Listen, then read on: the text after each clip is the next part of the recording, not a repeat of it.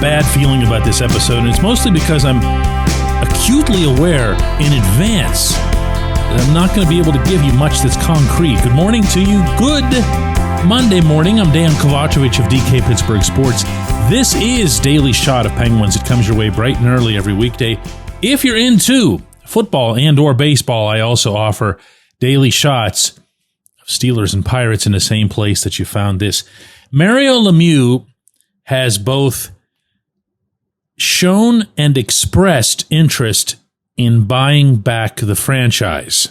He has had at least one conversation with the Fenway Sports Group, and that conversation, I am told, led to a price that he found to be way off what he wanted, and that was that, and absolutely nobody I know who's familiar with this scenario in general has any idea if anything else will come of it. There it is. That's my reporting lumped into a big wad of hockey tape and flung across the locker room into that little wastebasket that's always sitting there in the middle. In parentheses here, Ricard Raquel is the world champ of hitting that little wastebasket with his wads of tape. End parentheses. So what's this mean? Let's start off with my sources are people entirely on the Mario side of the equation. The only thing I've heard at any stage from what could reasonably considered to be the Fenway Sports Group side is that it's a really, really limited number of people from FSG that are privy to or even aware of any of this stuff. So given the circle of friends of Mario and so forth, there's going to be more coming from that side than there will be from the other, it appears. So that's what I have from the pure informational perspective here, okay? What follows is, well, mostly just stuff I think based on stuff that I've known. How about that? Stuff that I think based on stuff that I've known is that I always kind of had a feeling Mario was going to try something to get back into this game. The same way he did as a player, retiring in 97, coming back in 2000. In fact, if you think about it, it's really even about the same amount of time that's elapsed, meaning from when he and Ron Burkle sold the Penguins to FSG to now. He likes his breaks, he likes his leisure, he likes his wine, his golf, his life in general, but it's always boomeranged back to hockey. And when it does, just like he said when he was playing, it's accompanied by this passion for the sport that has really only come out from him in times where it's maybe not available to him the way he would like. So I don't doubt that he'd be interested. I don't doubt why he'd be interested, and I would never, ever, ever doubt that his interest would only be in Pittsburgh. Where I'll take this next is practical. I reported exclusively back at the time of the sale that the price that was paid by Fenway Sports Group was $900 million. And it was a pretty nice catch there for Mario, for Ron Burkle, for all of the investors, actually, including the smaller ones. David Morehouse and a few others did a nice job in negotiating that. The problem with that, of course, is that if that's what you sell it for and you want to buy it back, you're probably not going to be able to undercut it. So no matter how much Fenway Sports Group might want to get out from owning the Penguins, and all they've admitted publicly to date is that they're okay with selling off a small or insignificant piece of the franchise, although they have admitted that they'd be listening to any offer that would come for a much bigger chunk. It might be the case, and I don't know this, I'm leaving this in the speculation portion of the segment, it might be the case that Mario and Ron, that side, would be thinking, wow, maybe just FSG wants to get the heck out of here. And we can certainly accommodate them, but we're not going to pay full price. And FSG goes like, nah, no thanks. We don't need to get out of here that badly. And that would naturally leave you at a standstill. or just a plain old no-go. I don't know that. Now, the final portion here will just be pure opinion. I am not one of those people who wants to chase FSG out of town. I look at what FSG's done more than I do to, what they say or how visible they are or whether or not they're local. They're not, obviously. I look at what they've actually executed. And what I see is spending up to the cap every season, even through what's allegedly either a rebuild or a reload, depending on your definition. I see, with my own eyes, significant expenditures at PPG Paints Arena, with a lot more on the way, incidentally. If they were just here kind of, propping the house up, neither of those things would be the case. And if anything, you could seize upon a rebuild/reload to just, insensitively or coldly ship everybody out. Sidney Crosby, Evgeny Malkin, Chris Letang, everybody just get lost. Everybody go away.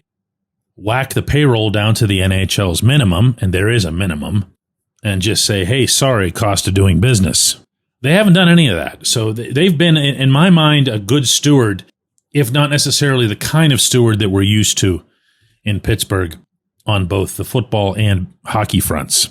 And then, on the other hand, there's no way to not get sappy about the possibility of 66 being back there on a regular basis, being visible, heck, being influential, being part of the process, really just having that presence.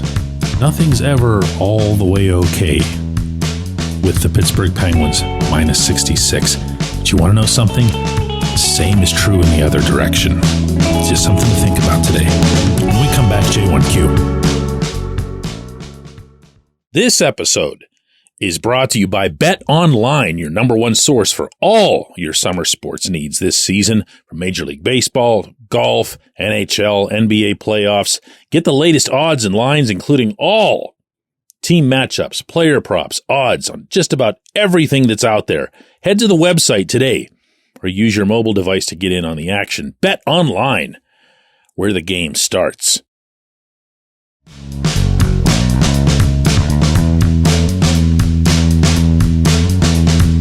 Today's J1Q comes from Dylan Smith. I got to tell you in advance, I really, really like this one. He says, DK, I'm very curious about something. I've been a lifelong Steelers diehard fan, but I only recently began enjoying hockey. I live near Penn State, and the school just had the consensus 2026 number one overall pick in the NHL draft commit in Gavin McKenna.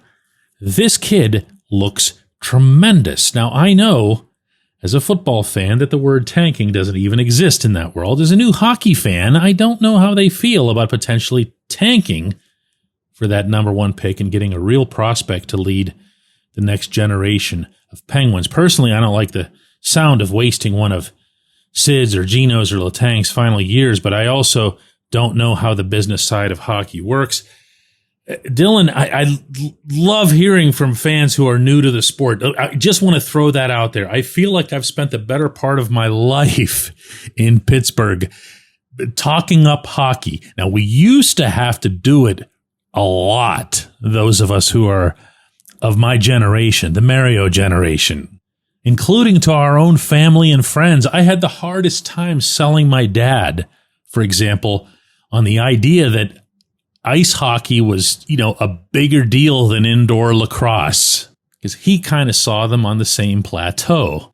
Well, Pittsburgh's obviously changed. We might as well be Canada South when it comes to this category, and life's a lot easier for those of us in the let's sell hockey mind frames. My answer to you, Dylan, hopefully will be clear and understandable. The NHL has a draft lottery. The NFL, of course, doesn't. But that's principally because, according to Roger Goodell and the owners, they don't feel it's become necessary yet. They haven't seen any evidence of a team just flat out aligning willfully for the purpose of getting a specific player at number one overall, almost always a quarterback, for any team to even be conceiving of something like this. My belief is that's going to change in the years to come because it's changed in every sport, but it just so happens that that prospect hasn't yet come around, or at least not since Joe Burrow. I just see Burrow as somebody that everybody should have been tanking for. It didn't really even happen then. An NHL team that finishes with the worst record in the league, meaning 32nd out of all 32 teams, enters the draft lottery with only an 18% chance of picking first. I'm going to repeat that since that stuns most people that I share that with. You can be the worst team in the league. In fact, you are the worst team in the league. You're the Sharks or Blackhawks or whoever. Or to go to your question, you're the Penguins. They're not going to be in this running anyway. They're not going to be bad this coming season, given the roster that they've got. They would have only an 18% chance, and the numbers diminish dramatically from there. This summer, the Islanders, who finished with the 10th worst record in the league, ended up getting the number 1 overall pick. They had a 3.8% chance of getting it. They didn't do anything close to tanking. They thought they were in the playoff hunt to the wire.